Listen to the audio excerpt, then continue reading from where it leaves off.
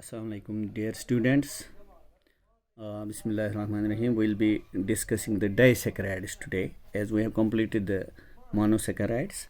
So let us discuss disaccharides.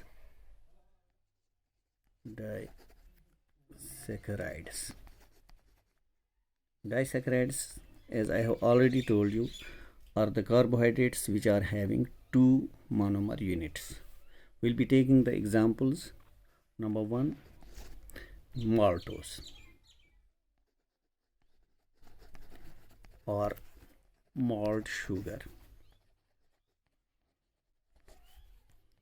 It is a disaccharide which contains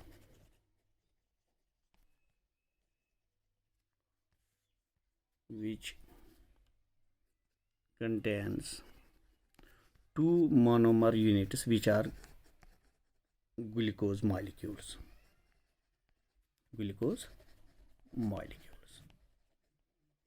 And one thing I'll add here, that these are the reducing sugars. To understand it, let's try to explain it on the basis of structure, right? I told you that it is made up of two glucose molecules. This will draw the first.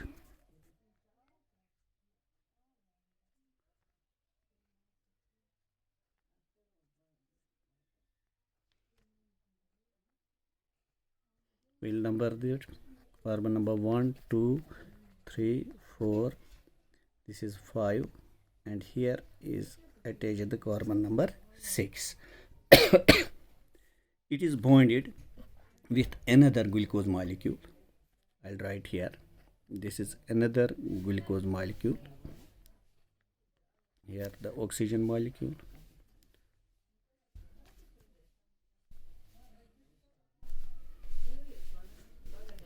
Number 1, 2, 3, 4, 5, and here it is the carbon number 6. See, at this carbon number 1, the group, functional group which is present is the aldehyde group, and at 4, carbon number 4, it is hydroxyl group which is present, and the bond is formed between these two. Carbon number 1, I'll write it here, and carbon number 4. Carbon number 1 of the first this glucose, and the carbon number 4 of the second glucose. So at carbon number 1 in this glucose, it is the aldehyde group which is present. So at carbon number 4, it is the hydroxyl group, and this bond is formed between aldehyde and hydroxyl groups, right, of two different molecules, and we call it as glycosidic bond. And here we can write 1, 4. That is 1, carbon number 1, the bond is formed between carbon number 1 of first molecule and the carbon number 4 of the second molecule. Here, see dears, at carbon number 1, the group present is aldehyde group. Here at carbon number 1, the aldehyde group is present as functional group. यहाँ पे जो bond बनता है, that is formed between the aldehyde of first molecule, this molecule, and the hydroxyl group of this molecule. That means this aldehyde group, which is a reducing agent, right, which is a reducing group, right, is free. It is not involved in the bonding. So that is why we call it as reducing sugar. क्यों? क्योंकि reducing aldehyde group जो है, मैं लिखूंगा यहाँ पे, reducing aldehyde group is functional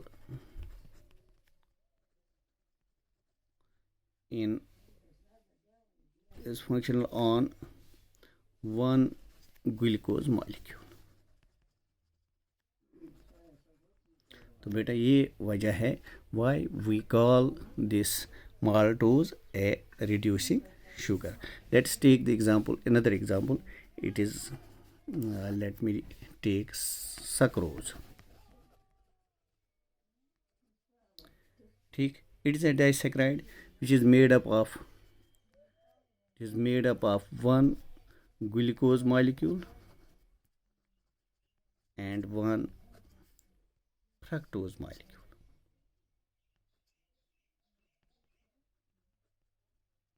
ठीक है बेटा, इसकी कॉमनली इसको कहते हैं commonly known as cane sugar, known as इसको केन शुगर कहते हैं या बीट शुगर और बीट शुगर। अब यहाँ पे बेटा let's try to understand it, right. और ये जो है एक नॉन रिड्यूसिंग शुगर है। यहाँ पे हमें अंडरस्टैंड करना है कि what is the difference between a reducing sugar and a non reducing sugar, because इसमें जो है रिड्यूसिंग ग्रुप इस पे प्रेजेंट नहीं हो रहता है, that is gone during the bond formation. तो हम लिखते हैं, एक तो इसमें ग्लूकोज मॉलिक्यूल है जैसे हमने ऊपर दिखाया, this is the glucose molecule. यहाँ पे जो है एट कार्बन नंबर 1 यहाँ पे प्रेजेंट है, ये क्या कहते हैं इसको, ऑक्सीजन। ठीक, कार्बन नंबर 1 पे जो है ये 2 3 4 ये 5 और यहाँ पे कार्बन नंबर 6। ठीक, तो कार्बन नंबर 1 पे एल्डिहाइड ग्रुप है। ठीक, यहाँ से हम जो है वी टेक दिस फ्रक्टोज, तो यहाँ पे ऑक्सीजन यहाँ पे होता है। ठीक, कार्बन नंबर 1 जो है that is out of the ring, यहाँ पे नंबरिंग ऐसे करेंगे 1, दिस इज़ 2 3 4 5 और यहाँ पे जो है, अब यहाँ पे देखें आप, इसको मैंने कहा था इसको हम कहते हैं पायरिनोज रिंग, क्योंकि इसमें जो होते हैं 1 2 3 4 और 5 5 कार्बन रिंग में, 5 कार्बन एटम और 1 ऑक्सीजन एटम। और यहाँ पे आप देख लीजिए इसमें होते हैं कार्बन कितने रिंग में, 1 2 3 4। ठीक, 4 कार्बन, ठीक है ना, और 1 ऑक्सीजन। इस रिंग को कहते हैं फ्यूरिनोज रिंग। यहाँ पे मैं लिखूँगा furanose ring because it contains 4 carbon atoms and 1 oxygen atom. ठीक है बेटा, अच्छा। अब यहाँ पे आप देख लीजिए, यहाँ पे जो है bond is formed between this carbon number 2 and carbon number 1। ठीक है ना, तो बॉन्ड है ग्लाइकोसाइडिक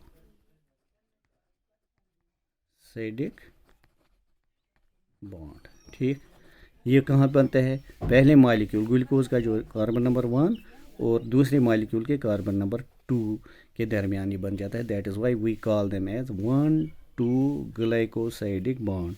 यहाँ पे हमने लिखा था 1,4 ग्लाइकोसाइडिक बॉन्ड, क्योंकि बॉन्ड फॉर्मेशन होती थी between carbon number 1 and carbon number 1 of one molecule and carbon number 4 of the other molecule. अब फ़र्क ये है, यहाँ पे आप देखें, यहाँ पे जो है ये जो हमने कहा कि ये नॉन रिड्यूसिंग शुगर है। क्यों? क्योंकि during bond formation both reducing groups are lost. ठीक है ना, यहाँ पे आप देख लीजिए रिड्यूसिंग ग्रुप ये था, ये बॉन्ड फॉर्मेशन में इन्वॉल्व हुआ, रिड्यूसिंग ग्रुप ये था, ये भी बॉन्ड फॉर्मेशन में इन्वॉल्व हुआ। दैट इज़ यहाँ पे अब क्या है, बोथ क्या कहते हैं इनको, रिड्यूसिंग ग्रुप्स जो है वो are lost during bond formation, जैसे आपने यहाँ पे देखा। तो दैट इज़ वाई इसको जो है हम कहते हैं non reducing sugar, that is why it is called as the non reducing sugar. Okay बेटा, now another one which we would like to discuss is lactose. अब मैं लैक्टोज, देखो बेटा लैक्टोज वो डाइसैकेराइड है, ठीक है ना, जो बना हुआ होता है ग्लूकोज का, एक मॉलिक्यूल ग्लूकोज का होता है, इसमें 3 ये मोनोमर यूनिट्स होते हैं, ठीक है, ट्राइसैकेराइड भी इसको कहते हैं। और आपको पता ही है इनको जनरली कहते हैं जो 3 से 7 तक जिनमें ये मोनोमर यूनिट्स होते हैं, these are called as oligosaccharides, ठीक है बेटा। तो इसमें क्या होता है, ग्लूकोज होता है, sorry it is A disaccharide जिसमें 2 ये मोनोमर यूनिट्स होते हैं, 2000 वो ये ट्राइसैकेराइड्स की बात मैं कर रहा था। तो इसमें ग्लूकोज होता है और ग्लैक्टोज होता है, ग्लूकोज एंड ग्लैक्टोज। यहाँ पे क्या होता है, जो बॉन्ड फॉर्मेशन होती है that is 1,4 glycosidic bond.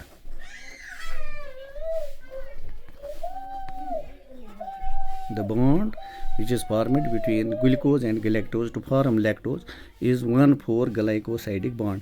That is जैसे आपने पहले में देखा कि कार्बन नंबर 1 पहले का जिस पे एल्डिहाइड ग्रुप होता है और कार्बन नंबर 4 गलेक्टोज का, इनके दरमियान जिस पे हाइड्रोक्साइल ग्रुप होते हैं, इनके दरमियान बॉन्ड होता है। तो गलेक्टोज पे जो रिड्यूसिंग ग्रुप होता है वो फ्री रहता है, दैट इज़ इंटैक्ट।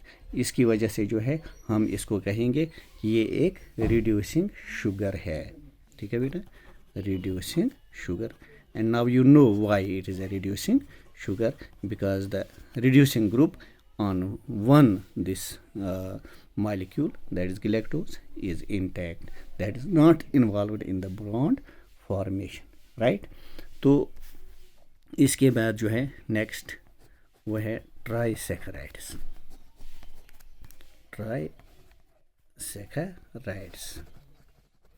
उनको भी थोड़ा हम डिस्कस करेंगे। अब मैंने कहा कि इसमें जो ये 3 से 7 तक जो होते हैं these are called as oligo, generally oligosaccharides. इसमें ट्राइसैकेराइड्स, टेट्रासैकेराइड्स, ठीक है ना। तो इसकी एक एग्जांपल हम देंगे, फॉर एग्जांपल क्या ये रेफिनोज,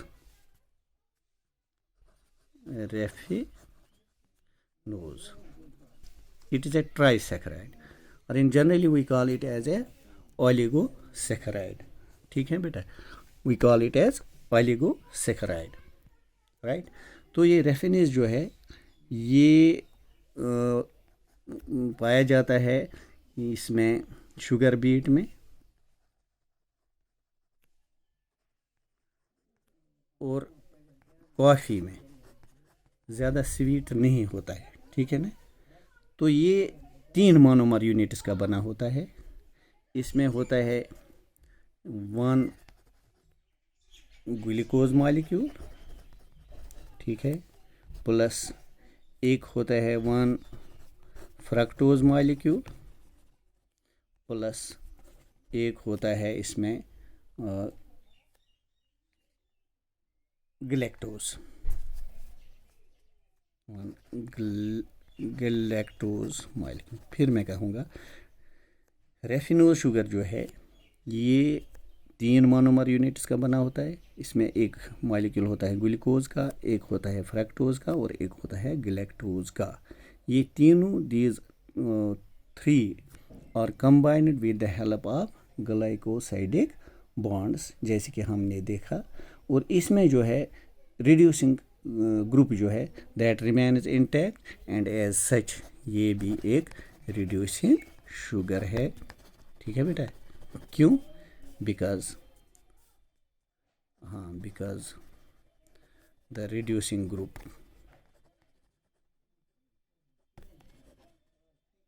इज इंटैक्ट रहता है and not lost in bonding.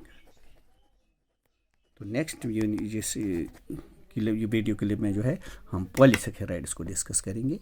Thank you.